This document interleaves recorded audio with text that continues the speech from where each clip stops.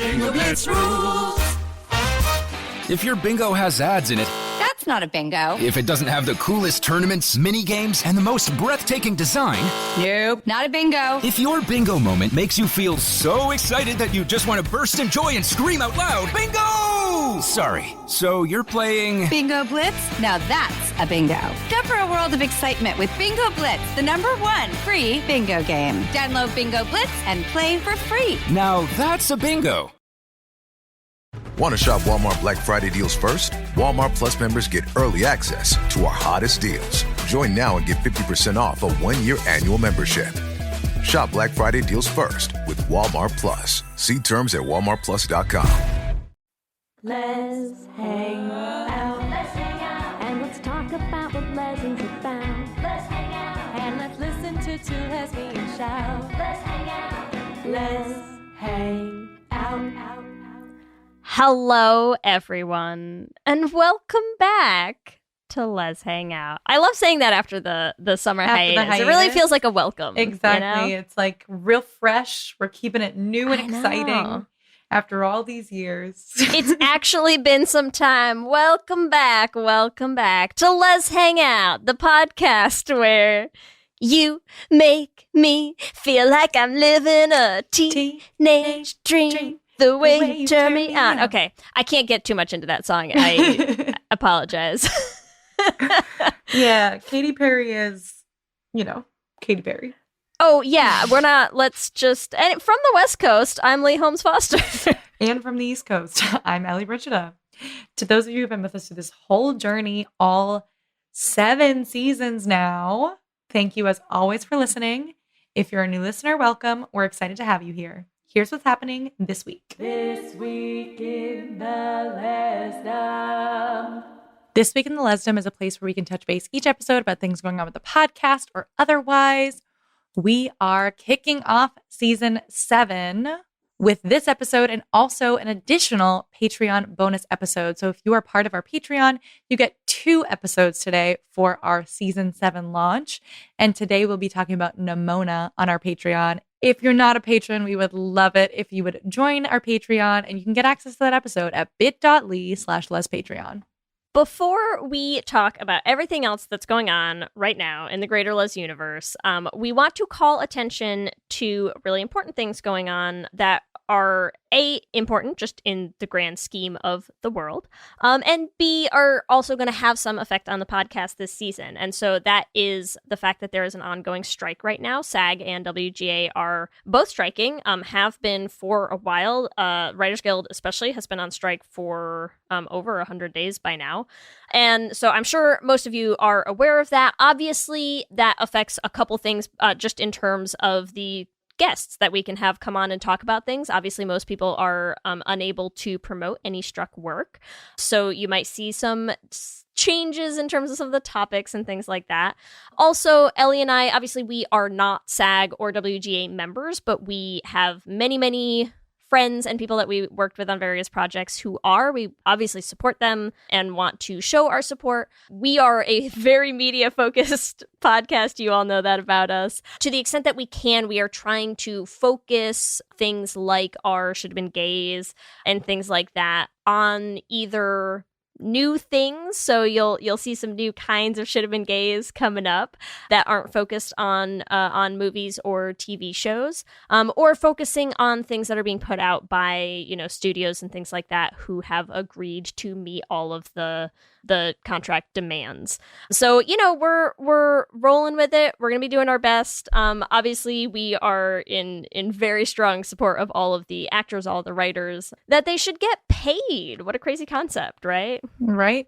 I mean, especially considering all of the guests we have had in our previous episodes, like the actors and the writers are the people who make all the content that we are obsessed with and talk about constantly what they are. So we are very appreciative of all the work that actors and writers do. And I agree, pay them. So we don't want to be crossing that picket line in whatever way we can. So we are standing in solidarity with SAG and WGA. Even if it's just, in solidarity, we're going to do our best. We'll do our best. That being said, in the greater Lez universe, all kinds of things have been happening on our off season. One of those was the 2023 Women's World Cup. We will not discuss any of the results of that were sort of heartbreaking for us in the United States. But one of the Don't know what you're talking about. Never heard of it. There were more than 96 out LGBTQ plus athletes competing in the 2023 World Cup. So it's wild. That is almost 100 queer people across the spectrum of the Women's World Cup. I'm not surprised by that statistic, but it's pretty freaking cool. Yeah, it's great. I mean, cool. Really, that's just the ones that are out, right? Like we all know that. Yeah. There's yeah. It's bend it like Beckham, baby. Yes. Women's soccer remains gay, is what we're saying. Remains gay and thriving. Yes. Also in the greater Lez universe. So listen, it's been a whole week on the Taylor Swift Gaylorverse. Just the what do I even want to call this? Just hop on the wagon, everyone. Mm-hmm. It's been a time of it. So Taylor Swift kicked off last week, Eras Tour, LA stops on Karlie Kloss's birthday, and surprise. Just a couple things that happened included like playing Maroon on Karlie Kloss's birthday, and on the same day that Heartstopper launched their the season 2 is the season 2. Yeah, so season 2 came out, and people immediately jumped on the fact that there is a sapphic love scene. Yeah, that Taylor Swift song is underscoring. That Taylor Swift loves to let queer women on screen use her music. We saw it in Dickinson. Now we're seeing it in Heartstopper. Let's just find like these massive queer audience fandoms and give them my music. Why not? I think the craziest thing about it too is that the producer basically was like, oh yeah, and she basically gave it to us for a discount, right? It's amazing. Like she was like, oh, it's gay. I'm sorry. I know we're not speculating about her sexuality, but like never. We would never. That is such a gay thing. That is such a gay thing to do, to be like, let me support the queer community and you don't even need to pay me for it. I think she said she watched the scene and liked it and then was like, here. Like that's like, Taylor, you're watching two girls kiss. You say you love the scene, and then you're like, here, I need my song underneath Please it. take my music for free. Yeah. Sorry, listen, I'm not gonna get emotional. You know how this goes. Like, I don't even go here, and I feel like we can all confidently say when somebody just keeps coming out over and over again, like it's not speculating anymore. It's fine. It's okay? fine. I'm sorry. If you spent the whole week of Karlie Kloss's birthday, like playing every song in your repertoire that talks about like has the phrase best friend, closest friend in it, it's nonsense. It's just silly at this point. Anyways, so that's what's been going on. It's just been a whole week. And honestly, listen, we're recording this. You all know we record these a few days in advance of when the episodes come out. So who even knows what'll have happened in the next few days by the time this episode releases? I mean, there's just the possibilities. The are gay endless, possibilities are endless. But for now, endless. That's what's happening this week. Back to you, Ellie and Leigh. Thanks, Ellie and Leigh. We are so excited to bring you our very first episode of season 7, 7 Minutes in Heaven. With your favorite lesbians, Ellie and Leigh.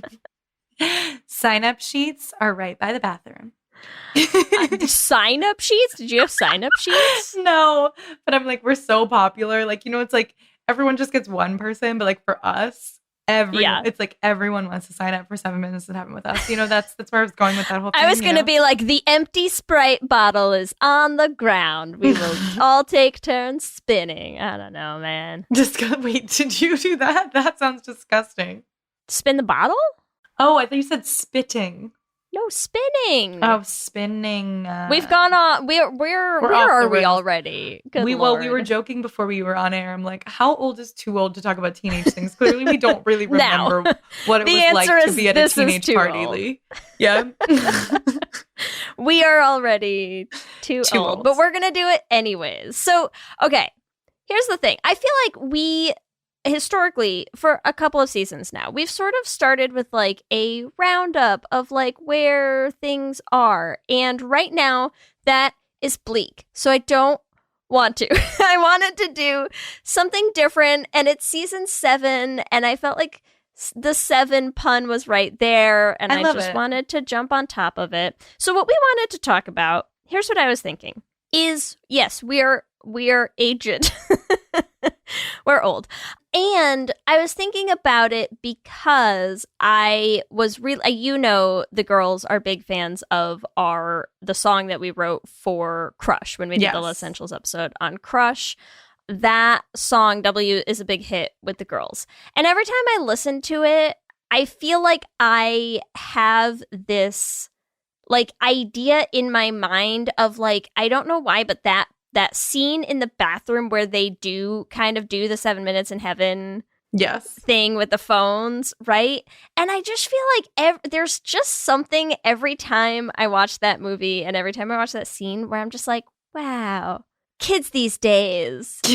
Kids these days getting to be gay and shit. And they so cares. Gay. They're so gay. I know, I was They're laughing. so gay and I love it. Any teens in our audience.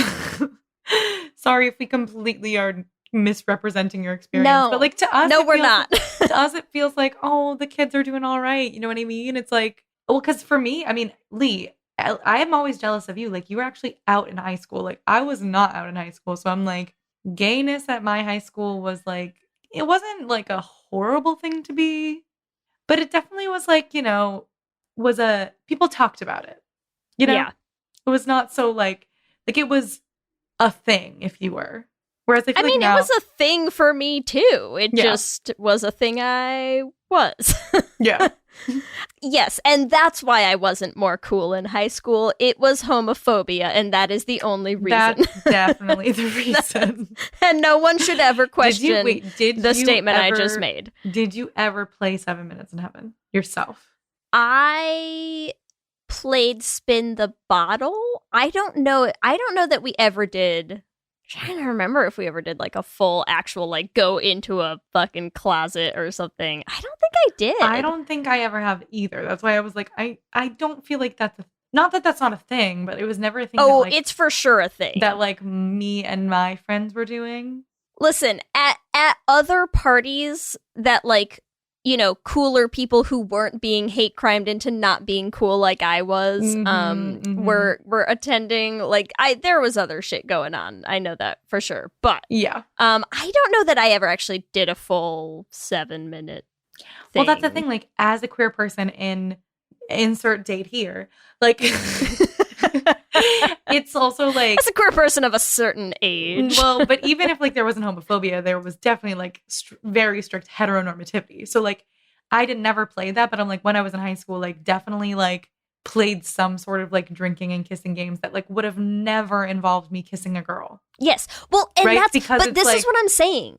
This is why that scene always gets to me, and that's why I wanted to talk about it, because when you watch that scene and they're just like, you pull the phones out, man, like it doesn't matter, whoever you're going in that fucking bathroom, exactly, like whoever it is.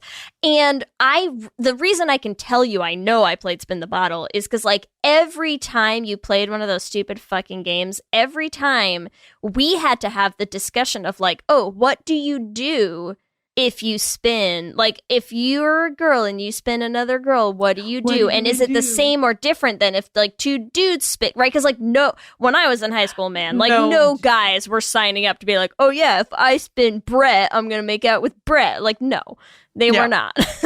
But they're definitely like I think too. I mean, we grew up in similar-ish times, but like there's definitely like and we're going to sort of talk about this in terms of like queer media talking about like teens and coming of age stories. Mm-hmm. There was like there's a clear fetishization. Oh, for sure. Of girl on girl versus like, you're right. It's like, oh no, it's so gay if I make out with that dude, but like you two should make out. Not going to kiss Kyle. Yeah, but like you two should make out and I want to watch. Like that's like the vibe of like what it would have been like to kiss a girl in any of those like high school games. Yes. Yeah. So this was my idea for a slightly more fun than like, let's just do a quick list of all of the shows that have been canceled in the last year.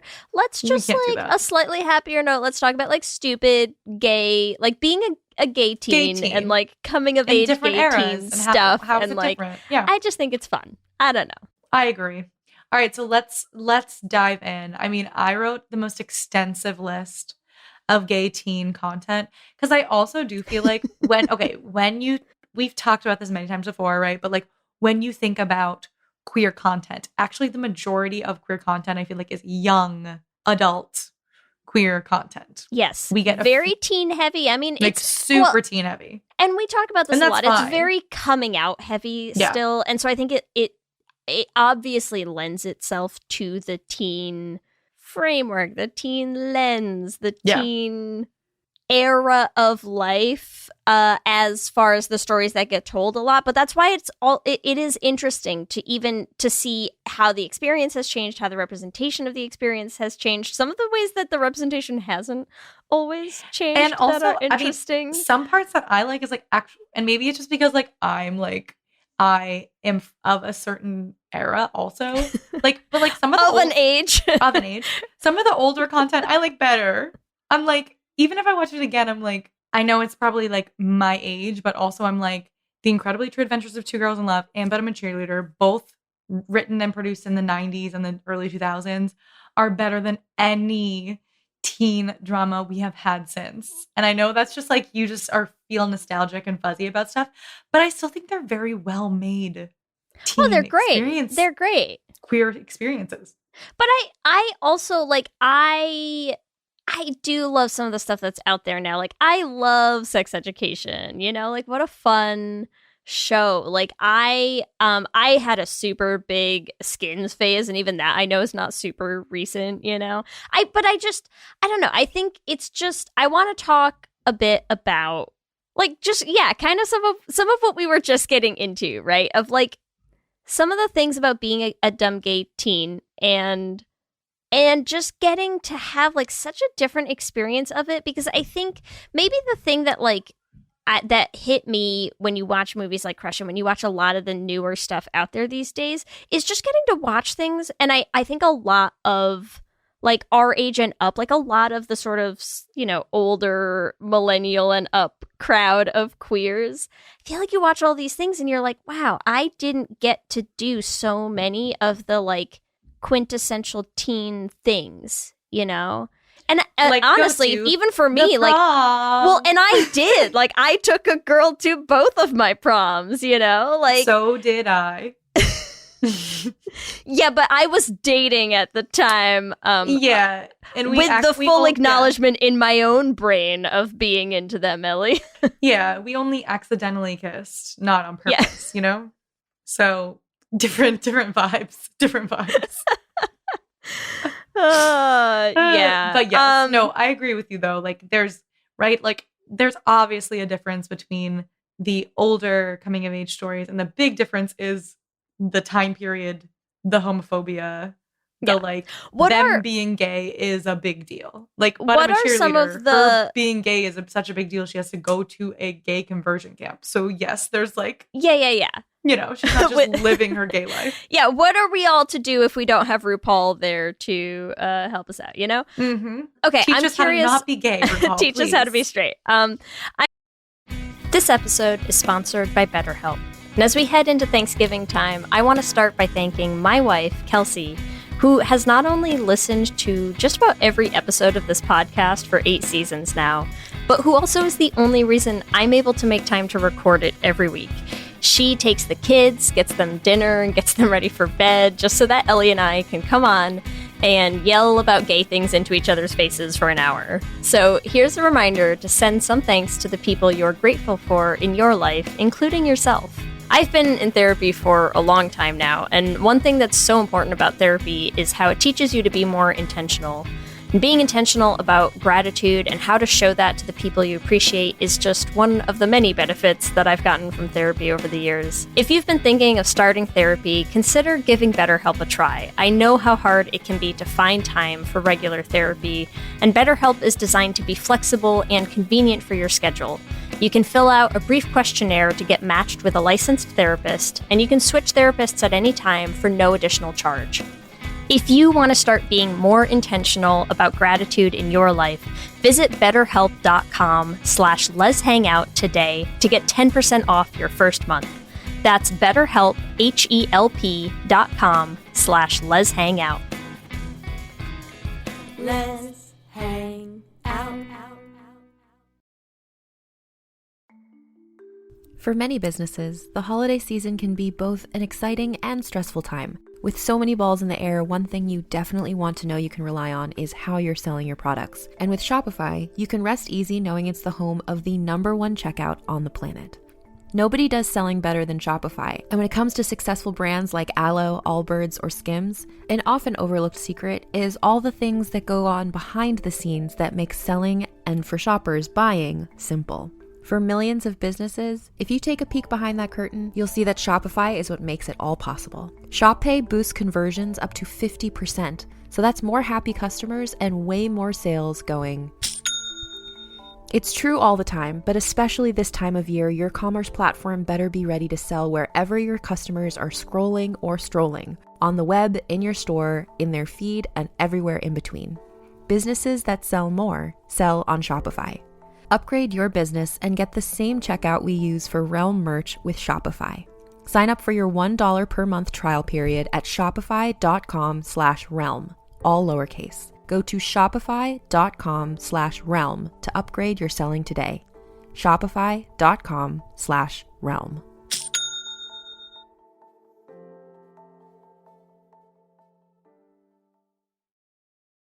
I'm curious, what are your... Okay, because we did come out at different ages, like when you look back at high school, what are the things that you wish that you had gotten to do as a gay?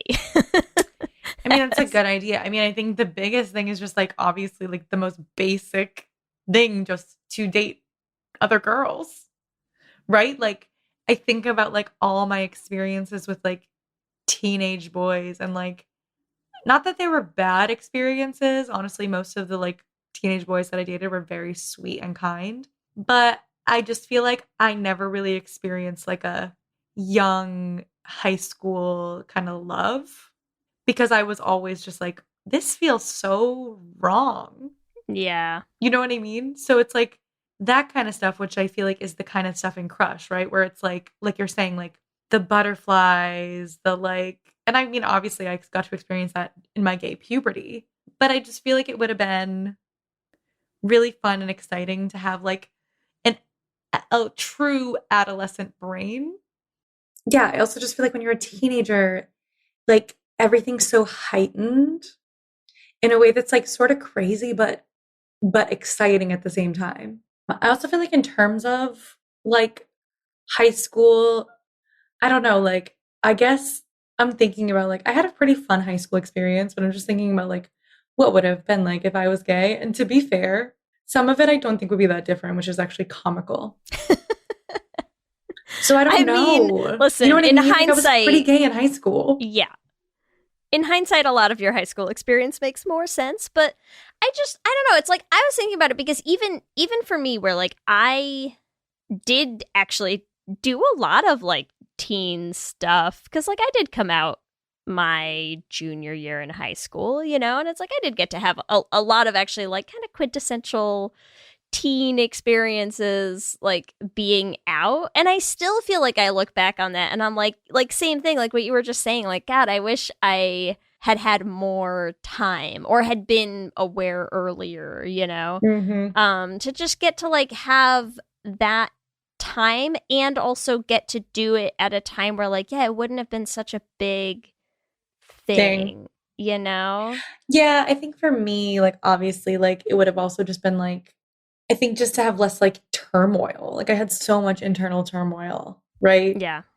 So like I feel, but it's also like, I don't know, maybe we're also like grass is always greener kind of vibes. You know what I mean? Like kids might still be having internal turmoil just about different shit. They you know? are. I mean, like, I know it's they like are. Not like we things talked are about like rainbows and sex sunshine education just because they are out.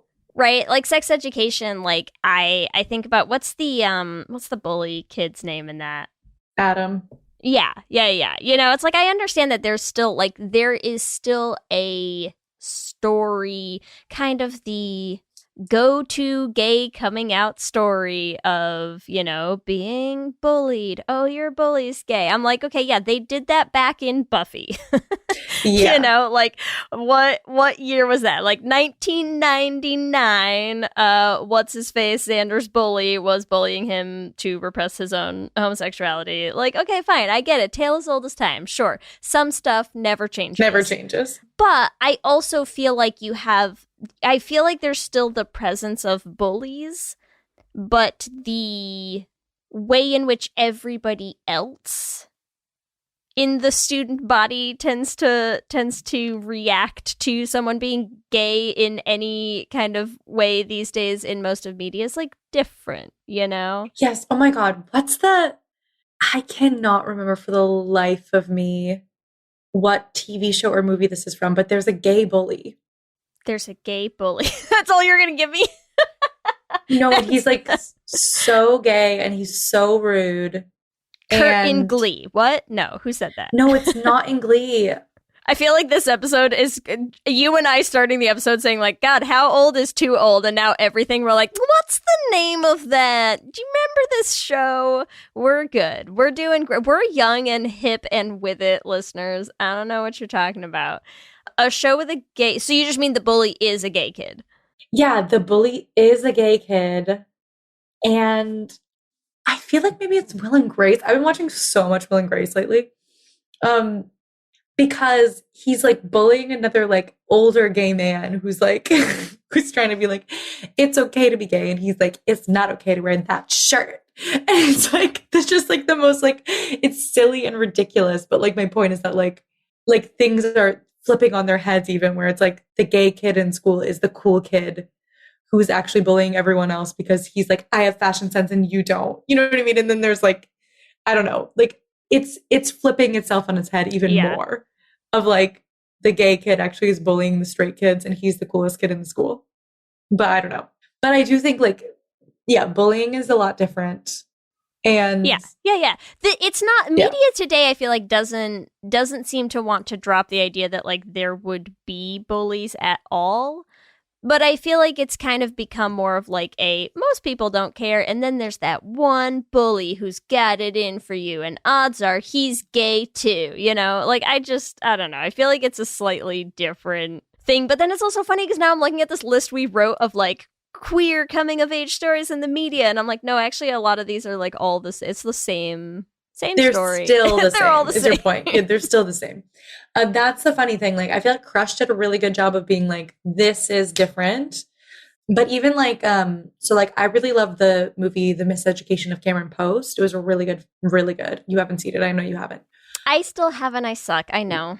But that came out a few years ago and is about a cheerleader, but less campy. Yeah. Right. It's about a conversion camp, but it just came out a few years ago. Right. It's like, we're sort of recycling the same gay teen tropes and they're telling them like slightly differently because it's the only way that people really still know how to talk about gay teens.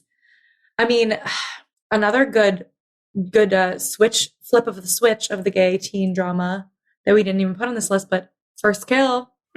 Yes. Oh, yes. Gay teen. Listen. Vampire. That's something we never saw before, people. Listen. They're doing some new shit. I came out in the Buffy era of life, right? Where like I came out with Willow Rosenberg trying to figure out her little feelings about Tara and nobody really around her knowing how to respond to it and blowing out the candle because you can't show them kissing on television. And like, this is what I'm saying is I'm trying to imagine being the same teenage, like figuring out your shit about yourself, 16-year-old, and your media is the girls in First Kill fucking against the peach tree. So different. So different. It is so wildly different. And in a show where the idea of homosexuality being an issue does not come up once ever, right? Not a thing. Not a problem. But also fucking Teenage Bounty Hunters. Are we not talking about Teenage Bounty Hunters? We'll never get over no, it, of course we're... Can we ever not talk about Teenage Bounty Hunters? That's not the point. I'm just saying it's a different ball game. It's a different thing, right? There's a huge difference too, I feel like, with like, we like never really actually talk about this, which is sort of funny because we only talk about queer media, but like, you know, like the Hays Code. Yes. Right. So we never talk about that, even though like it clearly impacts all of the queer media that we consume. And so it's like somebody said online the other day, like any media that was like made during the Hays Code era, like we've barely gotten past that. Yes. You know what I mean? So like, so yes, we're done with like tragic stories and whatever, but there's like a big like morality thing, I feel like, with gay people up until the Buffys of the world and the Will and Graces of the world. Like it was not, you could not show gay people like kissing each other on TV, right? So that's a huge, huge change, is just like the amount of physical contact that queer people have on screen. Well, and that's, I mean, listen, we have Pretty Little Liars on our list, and Pretty Little Liars was not that long ago. It was not that long ago, Ellie. 13 years, Lee. 13. It was not that long ago. Okay. It was recently, last year, yesterday. Yep. When it was Pretty yesterday. Little Liars came out. Not the reboot, the original I'm talking about. Yep. You're correct. When that came out. It is not a throwback at all. And I'm young and vibrant. You're when just that like a came fresh out faced extremely recently, when I just watched that finale last week, and and but you still couldn't show, right? They had Emily and Allison. Yeah, like every other couple is like, here's our porn montage, and then they're like, we're just gonna lay next to each other in bed with the sheets pulled up. I mean, it was laughable. It was laughable, right? Also, speaking of Pretty Little Liars and teen content, an awful lot of teacher-student lesbian coming of age content. Okay. You know what? Stop it. I can't talk about Loving Annabelle. I can't do it. Bloomington. We don't have to talk about it, but I think we should just say that was like older lesbian sleeps with younger lesbian and like sparks fly and then like someone gets arrested, you know? Here's what I want, Ellie. I don't know where we're going anymore. Here's what I want to see. Doesn't matter. Okay, here's what I think someone should do. You know how we talk about there is sort of, I feel like the Loving Annabelles and Bloomingtons of the queer media, you know, bookshelf are the extreme endpoint of the predatory lesbian trope, right? I feel like what we need now is where's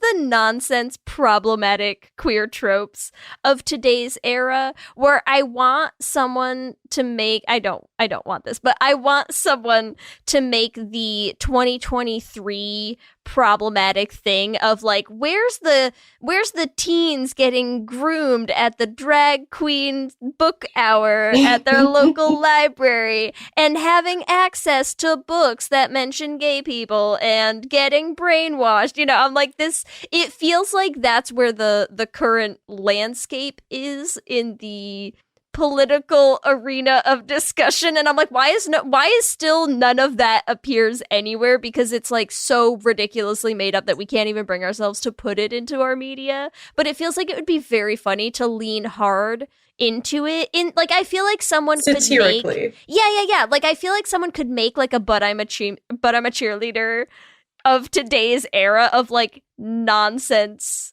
things. Do you know what I mean? Yes, but isn't that so horrible? It is, like, but it's also ridiculous that we're still leaning on the same tropes from 30 years ago, and they're still the only stories we've figured out how to tell.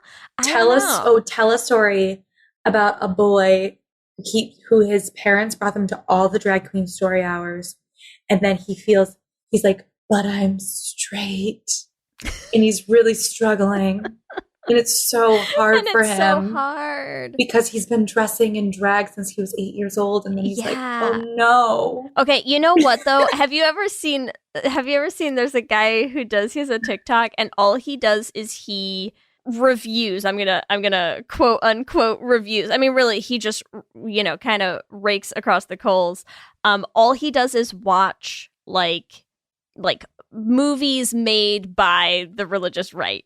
Right. So he watches these like super like evangelical conservative, like straight to TV or like straight to TV or straight to video movies that are wild. And that's what I feel like I feel like I want a movie that is like the But I'm a Cheerleader version of that, where it's like, this is a movie that feels like it should have been made by like Focus on the Family and Pat Roberts, like making a movie about this poor boy who has been, made to wear dresses since he was a young boy because his parents are like, it's Pride again, just, anyways, sorry. Those horrible gay parents, right? Yeah.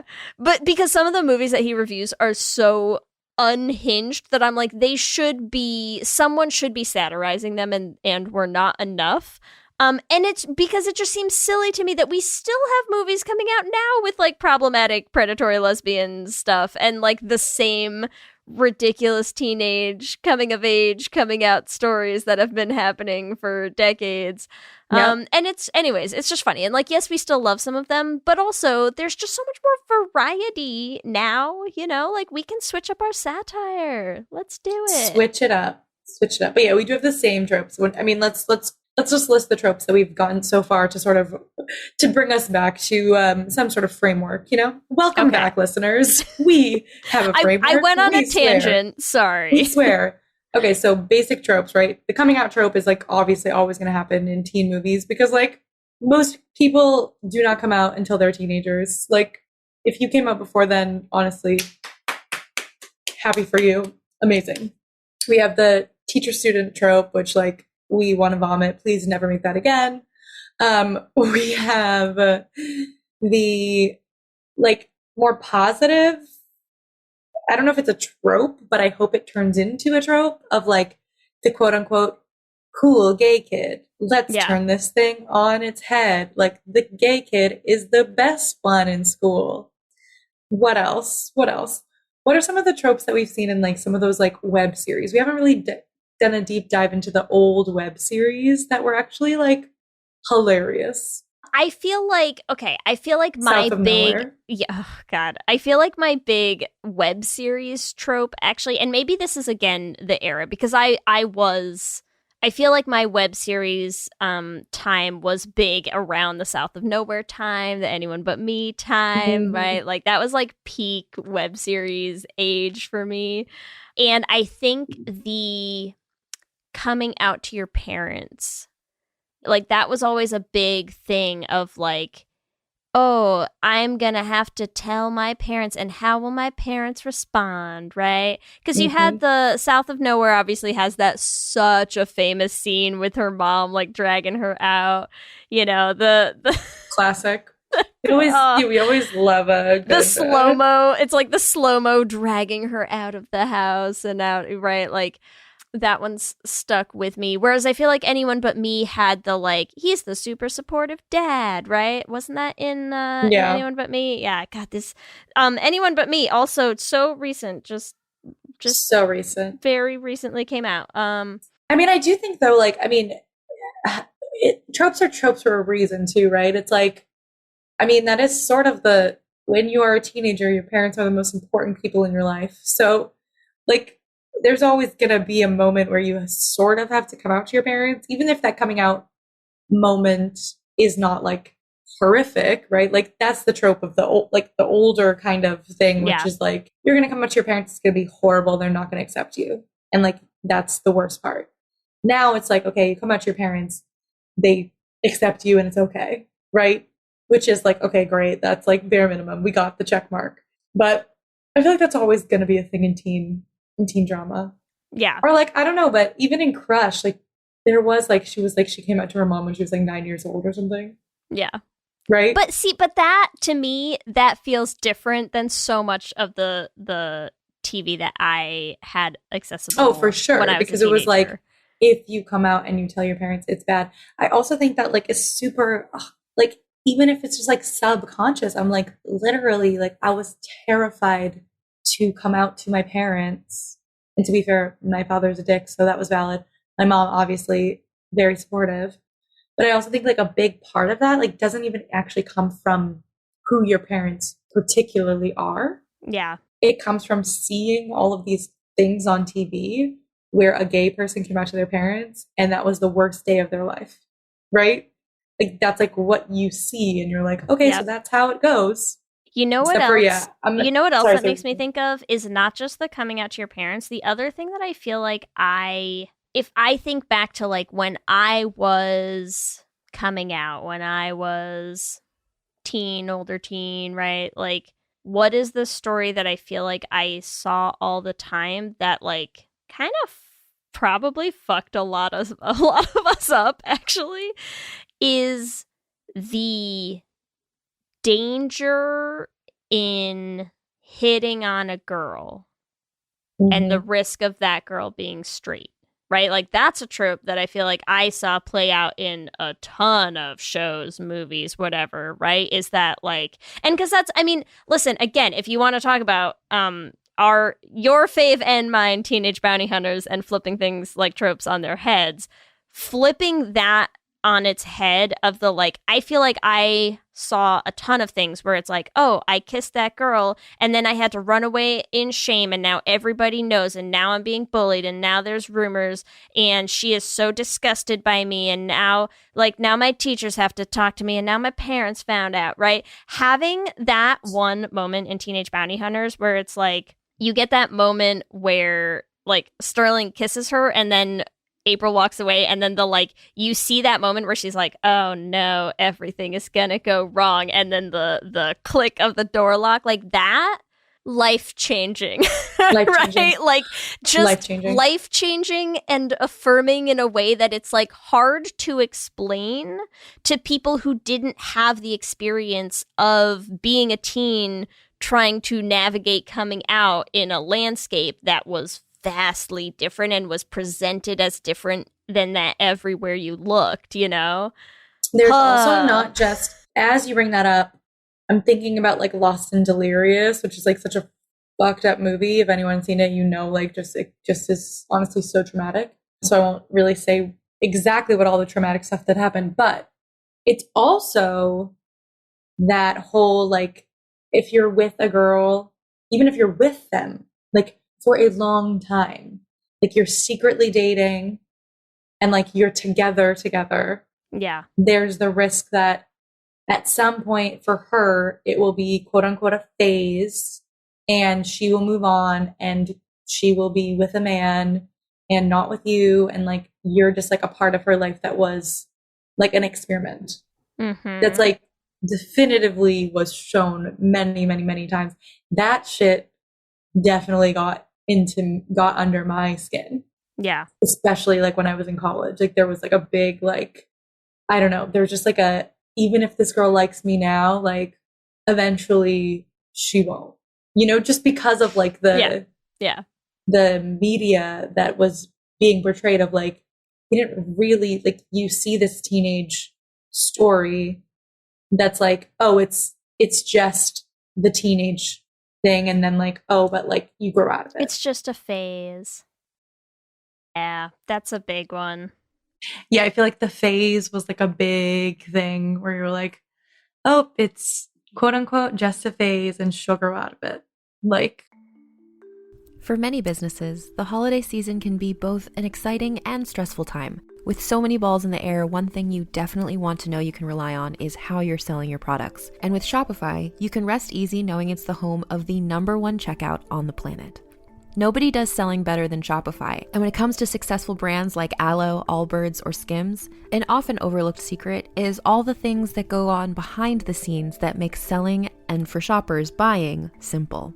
For millions of businesses, if you take a peek behind that curtain, you'll see that Shopify is what makes it all possible. Shop Pay boosts conversions up to 50%, so that's more happy customers and way more sales going.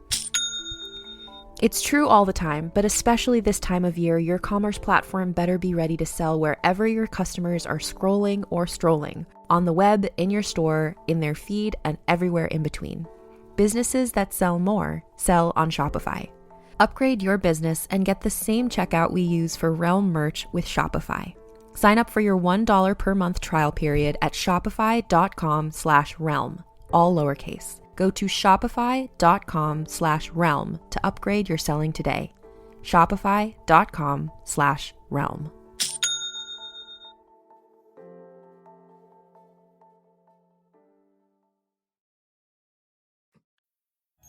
Baking Hershey's Kisses peanut butter blossoms is the perfect way to celebrate the holiday season with friends and family. With their classic, rich, creamy milk chocolate taste, there's no better way to heartwarm the holidays than by baking with Kisses chocolates. Find Hershey's Kisses holiday chocolates at your favorite retailer. Also, I don't know if we want to talk a little bit about, like, I feel like there was also super, super heavy, like, bi shaming in the 90s in particular. Oh, God. Right? Like I feel like when you think about what's it called? It wasn't a web series, but like most of us watched it on YouTube, South of Nowhere. Yes. Yeah. I feel like it was like such a thing that like Ashley's bisexuality was like super like hypersexualized and like hypersexualized, and it was like that the love triangle with the bisexual character was so overplayed in so many things, you know, of like this bisexual character can't decide if she wants to be with a girl or a guy. She's in love with both. Like, just stringing people's hearts along. Mm-hmm. Yeah, no, I mean, it was bad. Rough. And that still gets done to some extent. I mean, I feel like for the most part, a lot of media has gotten better about that, but I wouldn't say that that's totally gone. I don't know.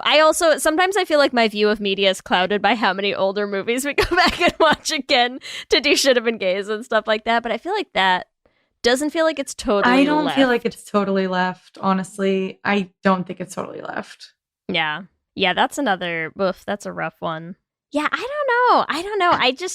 I'm trying to think of like some of the other things that stand out to me as different these days, right? Because it's like, I feel like now we're in this world of like the sex education and the crush and the book smart of it all, you know?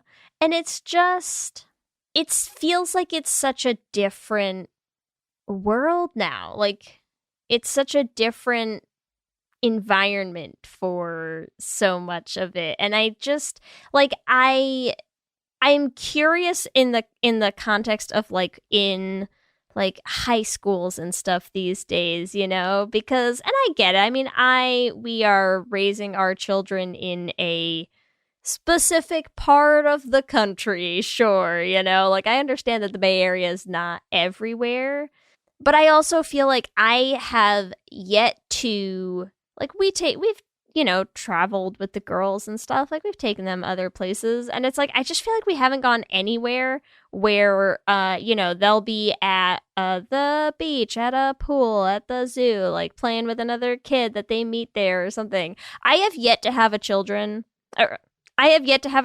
when they ask our kids, or like they ask us, like, you know, like, are you her mom or something? And Kelsey and I will say like, yeah, we are. Which one of you? And we're like, no, like, we both are. Like, they have two moms. Oh yeah, okay, that makes sense. It's like, great. That is the only response I have gotten. And these are like 6-year-olds, you know? Like, I don't know. I just feel like it's a different thing now, you know? And it makes me I do get a little nostalgic. You get a little nostalgic for like that. Yes. You know what? I really feel like at some point we have to have a youngin' on here. And like, I'm like not even kidding. But I just feel like it's like, I want to hear like what it's like for them, really. Yeah. Like, directly from their mouths. Like, I have like a younger cousin who like came out like in college, but even still was not out in high school. But I'm like, I wonder what that was like for her. Like, I feel like it's just different, right? I feel like it's different too. And maybe we're just romanticizing it. Maybe you know? we are romanticizing it, you know? I mean, I do think it's probably still different if you're like, you know, some gay kid in like nowhere, Alabama, somewhere, compared to like, oh yeah, I go to, you know, high school in San Francisco. It's probably not the same. I get it. I know there's still a range of experiences. It's always been not the same in San Francisco. But what was I going to say? Oh, also random. But I remembered where the gay bully is from. It's from Modern Family. Oh, that makes sense. Yeah. There's a gay bully that's like making fun of Mitch at the school dance. And it was so funny. But but like, you know, like I feel like there are shows like that like just like talk about how different it is to be gay now versus then, you know? Okay. Anything else you want to talk about in regards to our queer teen media? I don't know. I think I like where we're going. I want to start seeing even more of like, let's make some new tropes. That's all I'm saying, you know? Feel like we've had a lot of the same tropes for a long time, and a lot of them still feel like they're based in the world as it was when I was 16.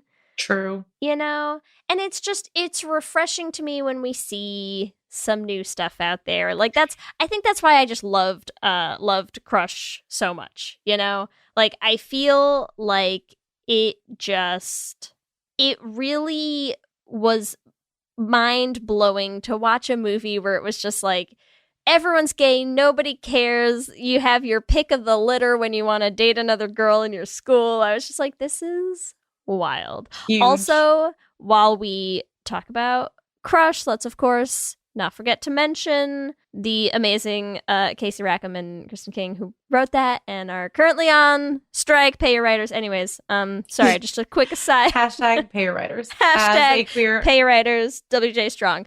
Anyways, just want to make sure we call that out because, of course, we're recording this. I'd like to believe that there will not still be strikes while this comes out, but who am I kidding? Of course there will be. There definitely will be. Yeah. So we will see. But yeah, I think like production also is like, you know, like they make the movies a few years before they come out. Sure. Right? So like, I do also feel like in the next few years, we might be seeing some cooler, more interesting depictions of queer high school life. So we'll see. We will see. But good little fun way to start our season 7. Season 7, gay teen life. On the gay old days. The gay old days. All right, you ready? Let's do our Q and Gay, Lee. First Q and Gay of season 7. Q and Gay. All right, Q and Gay. First Q and Gay of season 7. Let's go. All right, Lee, you ready? I'm ready. Question number 1. Did you come out as A, a kid, B, a teen, C, young adult, or D, older adult? I came out as a teen. High school. Nice. The golden years. The golden years. Just at my peak, you know? It hasn't gotten any better since then. It does not get better than this, kids. God, they say help it gets all. better, but it doesn't. No. It gets so much better than high school. Okay, question 2, Ellie. What teen party game would you have most wanted to play while gay? Out of A, Spin the Bottle, B, 7 Minutes in Heaven, C, Suck and Blow, or D, Truth or Dare? Whew, that's a tough one. I'm going to go with Spin the Bottle because then you get to kiss multiple people.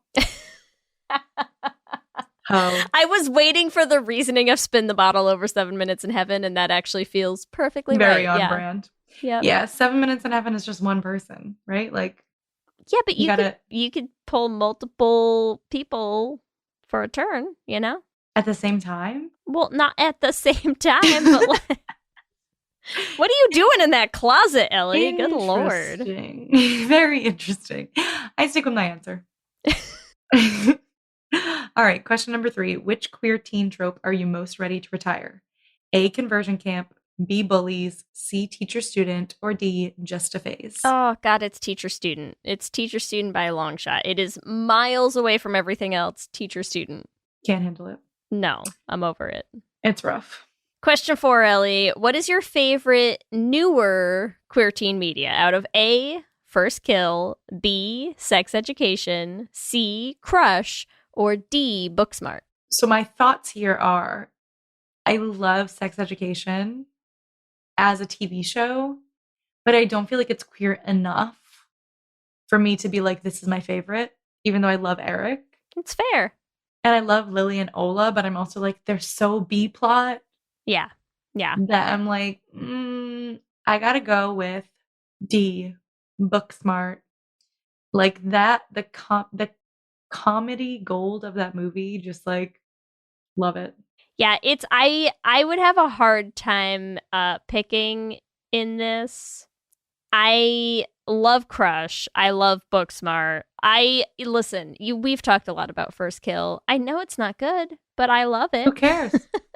We don't I care. do love Sex Education. I agree with you. It would probably be like these three and then Sex Education down here. But yeah. Good answer. All right, Lee, question number 5. What was your favorite older queer teen media? A, But I'm a Cheerleader. B, Incredibly True Adventures of Two Girls. Incredibly True Adventures of Two Girls in Love, which, listeners, I was so confused because it says, I-tactical. I didn't feel like writing it all out. It was so many words to type. Okay. Incredibly True Adventures of Two Girls in Love. C, Buffy, or D, Loving Annabelle, our fave film My of favorite. the century. Oh my gosh, I watch it every week. God, this is so hard because listen, like my favorite of this list is Buffy, but it's not from the queer stance. Do you know what I mean? Like, I think if I look at it as like show as a show, as a show. I think in terms of like my favorite older queer rep, like I've got to go with But I'm a Cheerleader. So good. You know, even though it's campy and ridiculous and like, yeah, but that's the point. Even though, don't say even though. That's the whole point of But I'm a Cheerleader. It is the whole point. You're right. No one's begrudging it. It's campiness. Yeah. We need more campy stuff like that. Like, I feel like we've leaned so away from camp, and I feel like we need more camp in our lives, you know? I agree. Give it to me. You know, there's a new movie coming out called Theater Camp, which will be very campy. I'm into it. Remember, listeners, you can give us your own answers to this episode's Q&A questions on our Twitter at Lez Hang Out Pod. Let me hear you say hip, hip, hip, hip, hip, well, yeah. We love hearing from you and building community, so we want to shout out some of our favorite things each episode.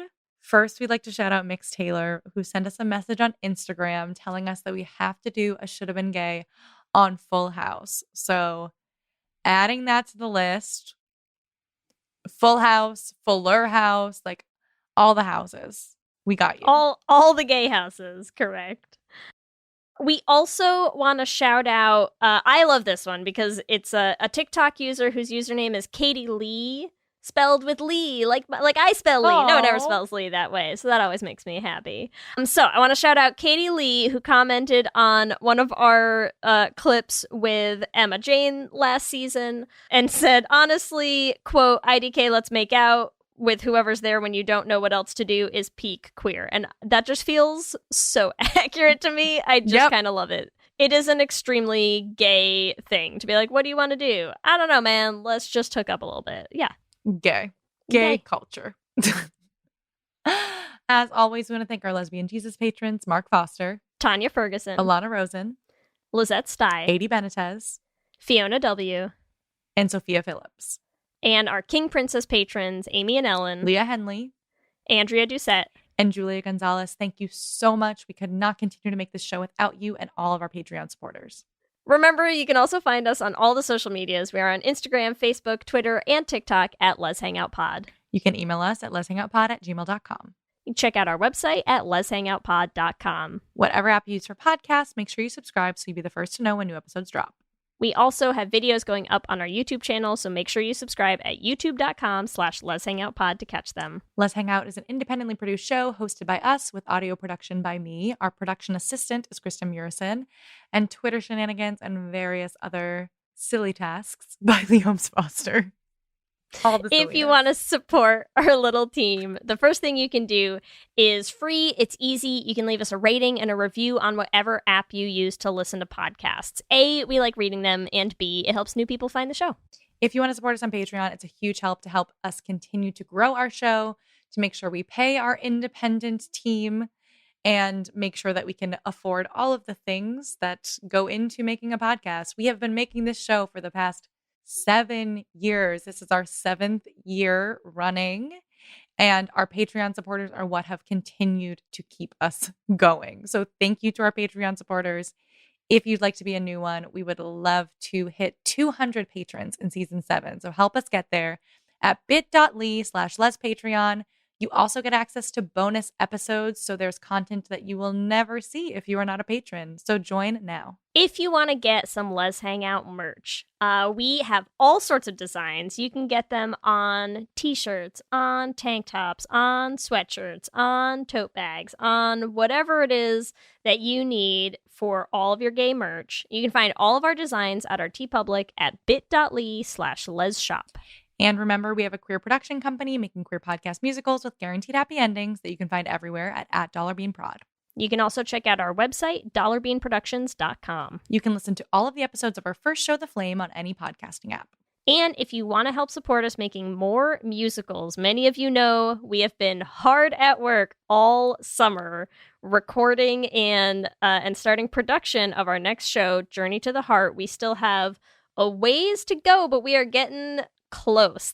It's so soon. It's coming up so soon. We're so excited for everyone to hear it. And if you want to help support us making that show and more shows down the line, you can also join our Patreon at bit.ly/dollarbeanpatreon. If you want to follow us individually, you can follow me at Ellie Brigida on Instagram and TikTok. And you can follow me on Instagram, Twitter, and TikTok at LSH Foster. With that, I'm Ellie. And I'm Leigh. And let's hang out again soon. Let's hang out.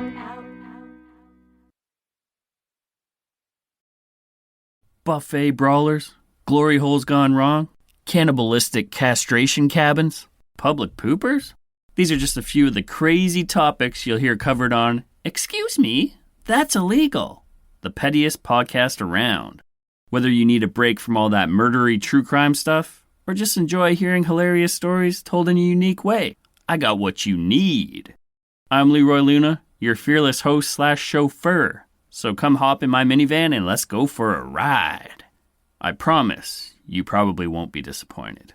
Excuse Me, That's Illegal is available on Apple Podcasts, Spotify, basically everywhere you consume podcasts, with new episodes dropping on the 10th, 20th, and 30th of the month, baby!